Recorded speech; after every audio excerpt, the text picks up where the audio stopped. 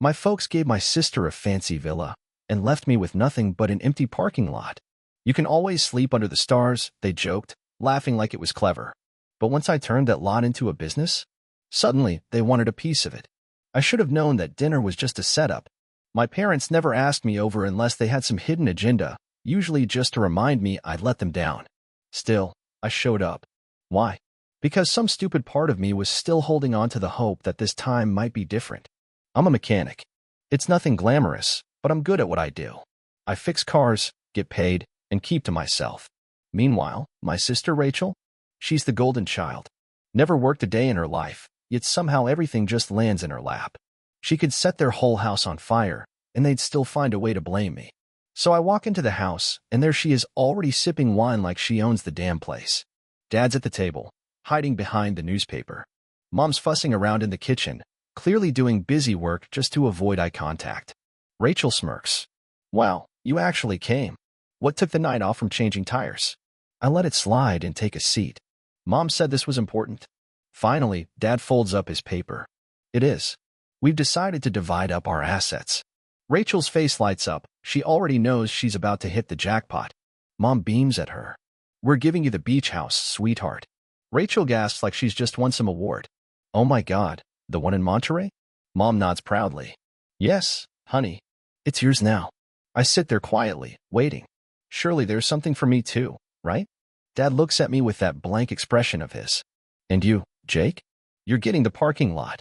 Silence. I blink. The what now? Mom waves a hand like she's doing me a favor. The old lot on 6th Street. It's land. You'll figure something out. Rachel bursts out laughing. Oh my God, that is hilarious. She looks over at me with a grin. Well, at least you've got somewhere to sleep. You know, under the stars. Dad chuckles. That lot's been sitting empty for years. Who knows, maybe you'll open a lemonade stand. Mom sighs, like she's trying to sound encouraging.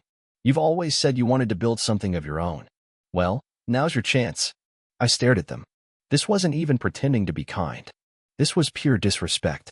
And just like that, a memory hit me at 15, walking into the house covered in grease from my first day working at the auto shop. I was proud, holding up my first paycheck like it meant something. Rachel was sprawled on the couch, whining about wanting a new car for her birthday. Dad didn't even glance my way. So, you're gonna smell like motor oil for the rest of your life, huh? Mom just shook her head. Well, at least he's useful. Maybe one day he'll fix your car for free, Rachel. But she never needed me to. They bought her a brand new BMW that same week. And here we were, years later, and nothing had changed. I took a breath and leaned back from the table. You're serious? Dad shrugged. You should be grateful we're giving you anything. Rachel snorted. Maybe one day you'll make enough to buy an actual property. They all laughed like it was the funniest thing they'd ever heard. I gripped the chair so tight my knuckles went white. But I didn't shout. I didn't argue. I just gave a small nod. All right. Mom frowned. That's it. No thank you. I stood up. Oh, I'll make something of it. I looked right at Rachel. And when I do, don't come looking for handouts. She rolled her eyes. Sure, Jake. Can't wait to see what you do with a slab of concrete. Dad shook his head. Always so dramatic. I walked out without another word. Fine. They thought they'd humiliated me? I was going to turn that worthless patch of pavement into something they'd never expect. And when I did, they'd eat every word. I stood in front of that parking lot like I was staring at a punchline. Cracked pavement, weeds pushing through the ground, and a rusted old sign barely holding on. They didn't just leave me with nothing. They made a joke out of it. All right then. They wanted me to fall on my face? I'd make sure they choked on that smug laughter. The next morning, I started filing permits for food trucks. If all I had was a slab of asphalt, then I was going to make sure it earned. By the end of the week, I'd signed contracts with some of the best local food truck owners. Tacos, burgers, coffee, even those overpriced vegan bowls the hipster crowd loves. I didn't go to a bank. I borrowed from my boss at the auto shop, a guy who respected hard work. Used that loan to set up lights, benches, music, even some banners. Made the place feel alive. For weeks later, that deadbeat lot? It had become a full-blown food court. Live music. Long lines. A real crowd. And that's when it got interesting. About a month in, after the place blew up online, I saw her. Mom. She walked in, wearing some designer coat, looking around like she'd just stepped in something gross. I was checking inventory when she walked up. So, this is what you did with it? She asked, her nose wrinkled at the people enjoying their food. I didn't even look up. Yeah, well, you gave me trash. I made it work. She huffed, clearly unimpressed. This isn't a real business. Just a phase, right? I laughed. A phase that's already making more money than Rachel's influencer nonsense. Her face twitched. And right on cue, Rachel showed up. She froze, her usual smug expression gone. What the hell is this? She snapped. You turned it into, what, a flea market? I smiled. It's called a successful business. She scoffed. This is a joke. You think this is real money? I gestured around. If it's fake, why are hundreds of people handing it over every night? Some of the customers clapped. Rachel's face flushed bright red. Mom, say something, she whined. Mom cleared her throat. Jake, we're just worried. This doesn't seem very stable. I lifted an eyebrow. Stable? You mean like the fully furnished beach house you just handed Rachel for nothing? Rachel jumped in right away. You can't sell this. It's family property now. I let out a short laugh. Family property? That's rich. Funny how nobody mentioned family when you were all laughing in my face. Her jaw tightened. This isn't fair, she snapped. You didn't earn this. I turned toward her, slowly. Did you really just say that to me?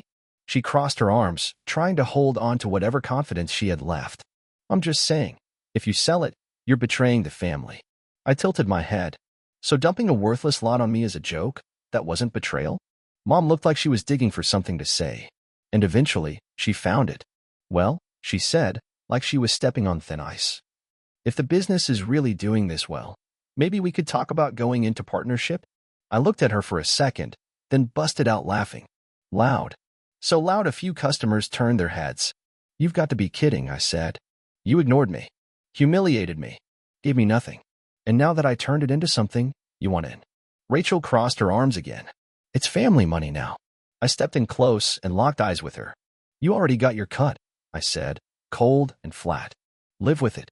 And then I turned around and walked away, leaving them frozen right there like a couple of statues. They thought they could break me, but they didn't realize I was just getting started. It all began with a phone call. I was sitting in my office, a beat-up shipping container I turned into a workspace, tucked in the corner of my now-thriving food truck lot. My phone buzzed. It was Mom. I stared at the screen, then hit decline. A minute later, buzz, another call. Then another. I couldn't help but smirk. Now they needed something. At that point, my food truck park was the hottest place in town. We had weekend events, live bands, VIP seating, and influencers lining up just to snap photos. I was making more money in 1 month than I used to pull in over a whole year at the shop. Now the same people who once laughed in my face couldn't stop calling. A few days later, I was managing a delivery when I heard a voice that made my skin crawl. Jake. I turned around. Rachel. She stood there, arms crossed, but the usual smugness was gone. She looked desperate. I raised an eyebrow. Wow, you really came down to the parking lot. What happened? Your car finally broke down. She let out a breath. I need to talk to you. I checked my watch. I've got 10 minutes. Better make it count. Her jaw tensed, but she forced the words out. I need to sell the beach house. I blinked. You mean the same one you couldn't stop bragging about? She ignored that. The market's garbage right now, and I need money. Fast. I smirked. Let me guess, too many designer handbags, first-class vacations, and overpriced lattes? She stiffened. It's complicated, she muttered. Just say you'll help. I leaned against one of the food trucks, arms folded. Help? How exactly? She hesitated. I need 300 grand to pay off debt before I can even list the place. I gave a low whistle. Ouch. That's rough. I turned back toward the delivery crew and gave them a wave. Anyway, good luck with that. She grabbed my arm. Are you serious? You've got the money. I pulled away. Oh, now my little food truck lot counts as a real business? Her face flushed with frustration. Jake, we're family. I laughed. That's funny. Last time we spoke, you called me a joke. So where's all that energy now? She opened her mouth, then shut it again. Finally, in a smaller voice. I'll pay you back. Please. I looked at her for a long second. Then I leaned in and said, no. Her eyes went wide. No. I smiled. That's right. Just like when I needed support and you all laughed at me. Just like when Mom and Dad said no to everything I ever asked for. I shook my head. No, Rachel, I'm not your safety net. She took a step back, clearly stunned. Then the anger came. You're really just gonna let me fail? I shrugged. That's not my problem. And I walked away. But it wasn't over. About a week later, I pulled into the lot and saw them, Mom and Dad, waiting. Mom looked annoyed. Dad just looked worn down. Jake, Mom started, we need to talk. I sighed. Let me guess. Rachel cried to you, and now you're here to talk me into fixing things. Mom pressed her lips together. This is serious, she said. Dad finally stepped in. We need your help, son. That made me raise an eyebrow. Son? Oh, now I'm a son again. Mom gave a deep sigh. Your father's business isn't doing well. We're in financial trouble. I fought the urge to grin. Oh, really? I said, acting surprised. You mean the same family that gifted my sister a mansion and tossed me a patch of concrete is having money problems? Who could have guessed? Mom's nostrils flared. Don't be childish, Jake. I tilted my head. Childish? You mean like laughing in someone's face while they're scraping by? Dad groaned. We're not here for a lecture. We're here because we need a loan. And there it was. I rubbed my chin. How much? Mom swallowed. $500,000. I actually laughed out loud. $500,000? Dad nodded, looking like the weight of the world was on him. You're successful now. You can afford it. I crossed my arms. Oh, so now I'm successful? Mom snapped. Don't be a brat, Jake. We're your family. I let that hang for a moment. Then I gave a small smile. You know what? Let me tell you something about family. I stepped forward. Family doesn't mock you when you're struggling. Another step. Family doesn't treat you like a punchline. And one more. Family doesn't show up just when they want something from you. Mom's face went pale. Dad mumbled, Jake, please. I exhaled and shook my head. You made your choices, I said, motioning to everything around us. And I made mine. I stepped back. I'm not giving you a dime. Mom gasped. You ungrateful little. I held up a hand. Nope. We're done here. I turned to leave. Jake. Dad called out. If you walk away from this. I stopped and turned. If I walk away? I repeated. You mean like you walked away from me? Silence. I gave a slow nod. Yeah, that's what I thought. And I left them standing there. But my revenge wasn't just about saying no. It was about making damn sure they watched me win. I figured I was done with them. I had been clear, no money, no help, no second chances. But people like my parents and Rachel? They don't take no very well. Sure enough, a few days later, they came back swinging. At first, it was subtle. A couple bad reviews popped up online. I was scrolling through my phone when I spotted the first one. 1 star. This place is overrated. The food's overpriced, and the owner's rude. Avoid.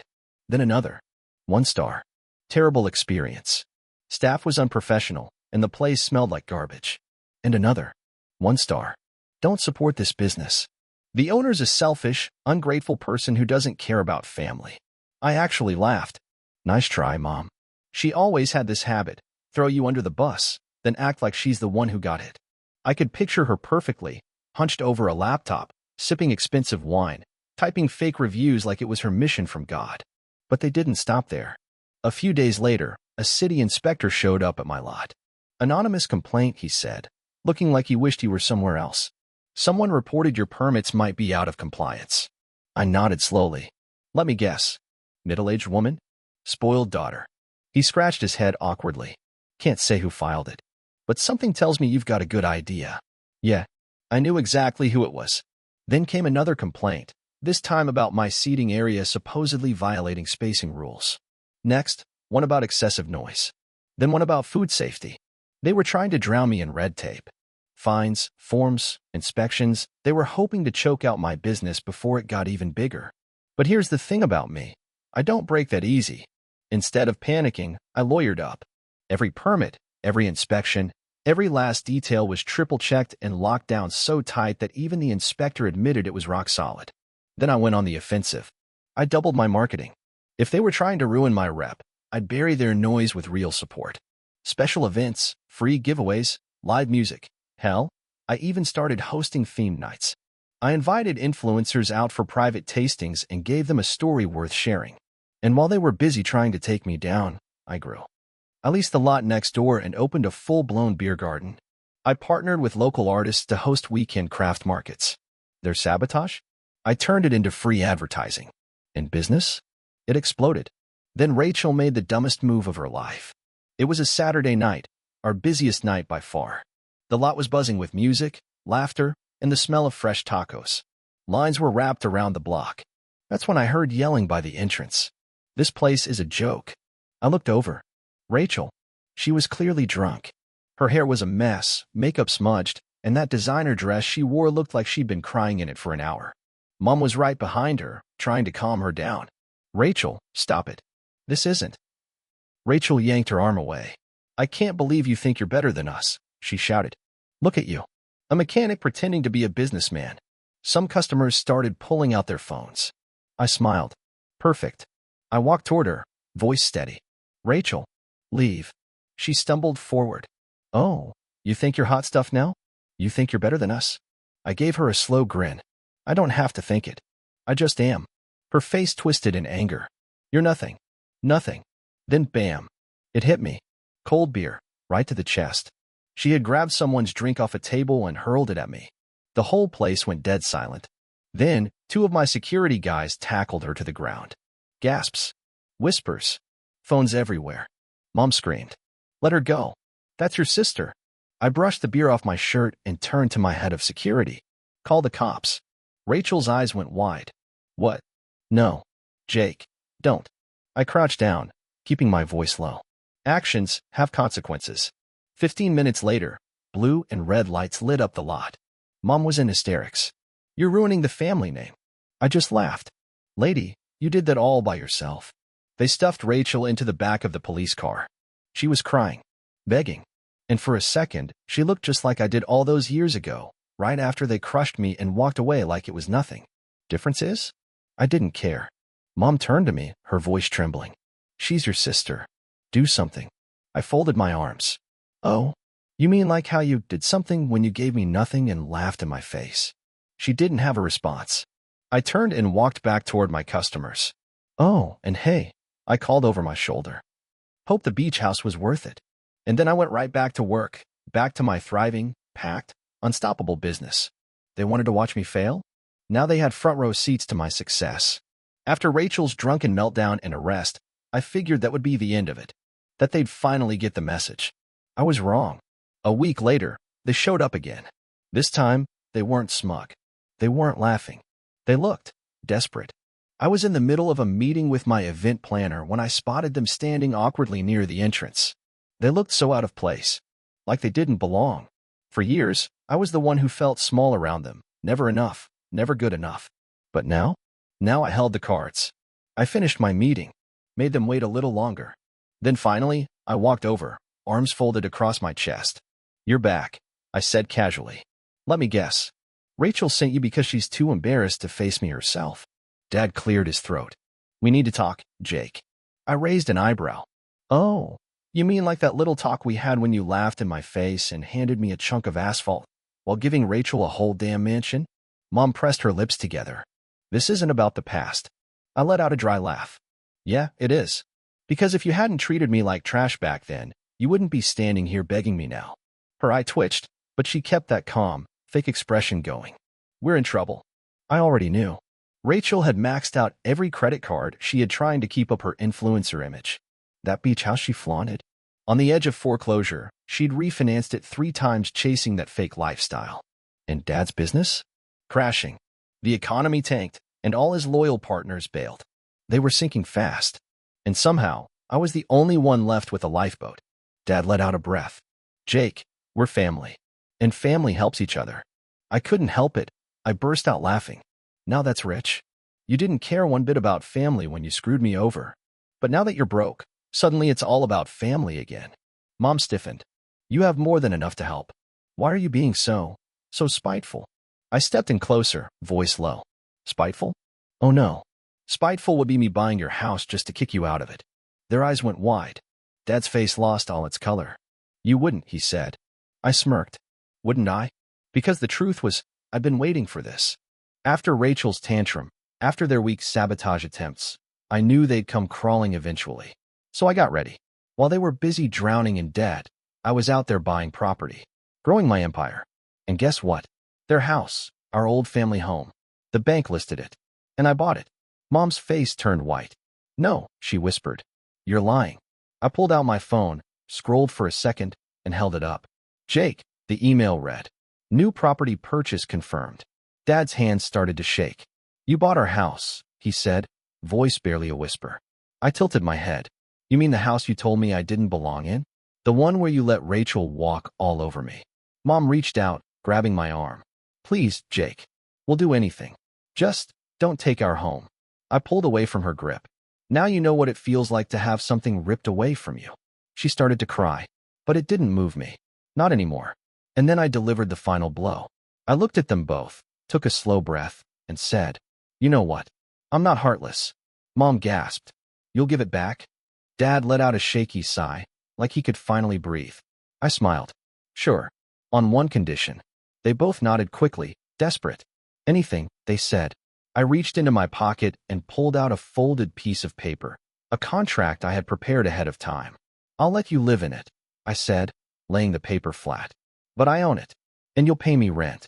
Every month. No delays. Mom stared, mouth open. Jake, you can't be serious. I leaned in, my voice steady. Oh, I'm dead serious. Dad swallowed hard. How much? I named the number. It was steep, more than fair for the market, but high enough that they'd feel it every single month. Mom's face twisted in disbelief. You're charging us to live in our own home. I shook my head with a grin. No, I'm charging you to live in my home. Silence. Dad sighed. We don't have a choice, do we? I shrugged. Of course you do. There's always a few motels in town. Pretty cheap, I hear. Mom shot me a glare, but she knew she'd lost. Dad reached out first. His hand trembled as he signed the contract. Then Mom grabbed the pen and dug into the paper so hard I thought she'd rip straight through it. When they were done, I calmly folded the contract, slipped it back into my pocket, and said, Pleasure doing business with you. I turned and walked away, leaving them standing there. Dad slumped against the wall, rubbing his temples like the weight of the world just landed on him. Mom wiped at her tears, her face frozen in shame and disbelief. These were the same people who spent their whole lives tearing me down, laughing at me, acting like I was nothing. Now, I own their house. I own their future. I own them.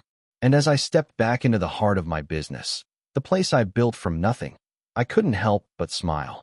They thought I'd end up with nothing. Now I had everything, and they had nothing. Thanks for sticking around and listening to my story.